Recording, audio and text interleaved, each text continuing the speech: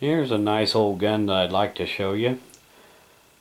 This one here obviously looks like a Browning high power. And of course all the Browning high powers were made by Fabrique Nationale in Belgium. The later ones were the parts were made in Belgium and they were assembled in Portugal. And I thought that this was a 1950s era FN high power when I bought it. You know, it doesn't have the Browning markings. But when I bought it and got it home, got to looking it over, and the serial number didn't seem to be right. Got to looking at it closer, and if you can see these markings here, those are German eagles stamped on the frame and the slide, and German proof marks. This gun was made under German occupation during World War II. And I had the suspicion that it might be reblued. If you look at the serial number here, it looks like it may have been buffed a little bit. But on a wartime gun or even a commercial gun, you can't tell for sure by that, because it just may not have been stamped all that good to start with. And the guns that were made under German occupation, they had finishes that ranged all the way from ugly phosphate finishes to nice commercial style blue finishes. So you can't tell from that either. If it has been reblued, it's been done by a real expert that knew what they were doing.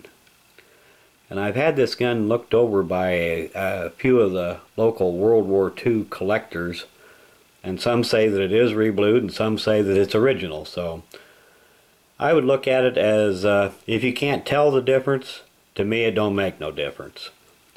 The one thing I do know about it is that the grips are not original. The grips are a later type of grip. And the magazine is not original. It's not numbered to the gun as the original would have been. And yes, the gun is unloaded. Whenever I do one of these in-house videos, the gun is always checked before I ever start the video. And the older P35 high powers are a little different from the later ones that you encounter. The slide release is different. Doesn't have the half moon cut out over here. A few other little differences. But essentially, the Browning high power design has not changed much since it was introduced back in the 30s. It originally had of course 9mm. They had a 13 round magazine. I believe the ones that are running around now have a 15 round magazine that sets flush instead of a 13 round. And one thing that some people liked about the high power and some didn't was the fact that it had a magazine safety where the gun would not fire if the magazine was removed. However, this one has been modified. As you can see, somebody has removed the magazine safety on this one, which doesn't really bother me that much, because I'm not one of the people that was really big on magazine safeties to start with. I suppose the magazine safety is a good feature for somebody that's not terribly familiar with firearms, but for people that are, they're more of a pain than they are a safety feature. And the P35 was one of the first guns to use a double stack magazine. I suppose you'd say it was one of the very first of the Wonder 9s. And like all Browning high powers, you'll find that the safety is kind of small and it's very stiff.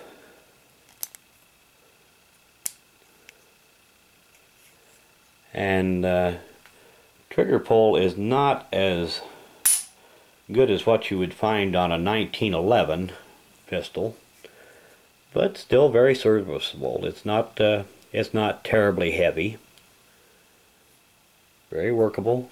Like all guns of about that era, the sights are kind of on the small side, kind of difficult to see. And some of the wartime guns were made with a long-range adjustable sight, but I think the majority of them were made just like this, just plain old fixed service sights.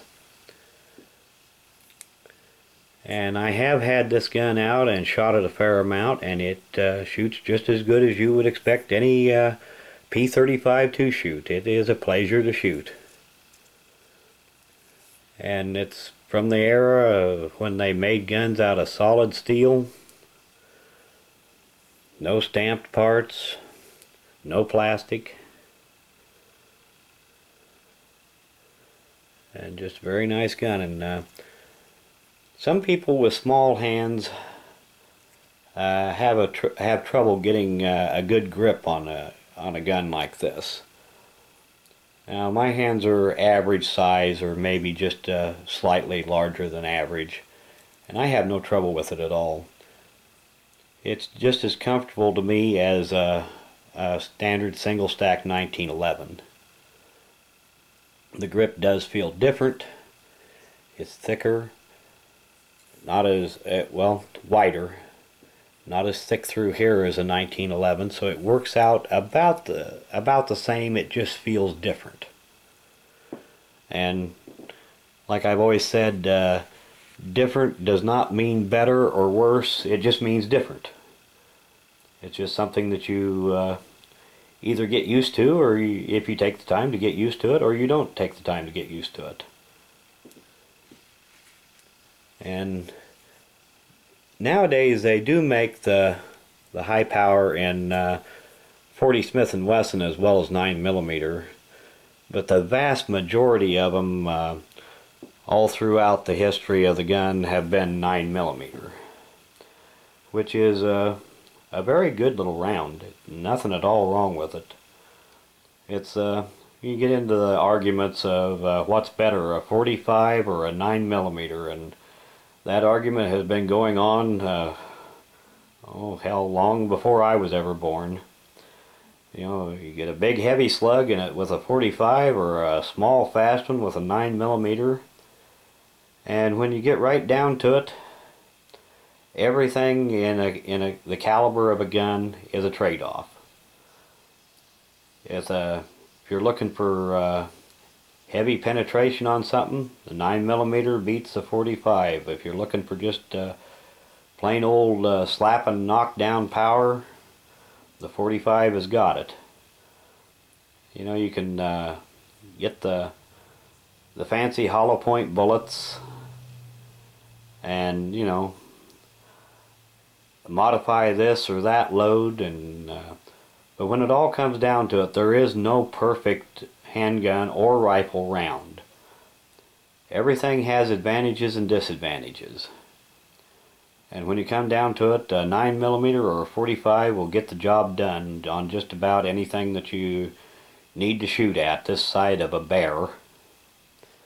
I don't believe I would want to try to shoot a grizzly bear with this thing, but if I had my choice, I don't think I would want to be in a position where I had to shoot a grizzly bear, period. So, but if I was walking around in bear country, I think I would want something with a little more punch than this, but I would want something that had a little more punch than a 45 ACP too.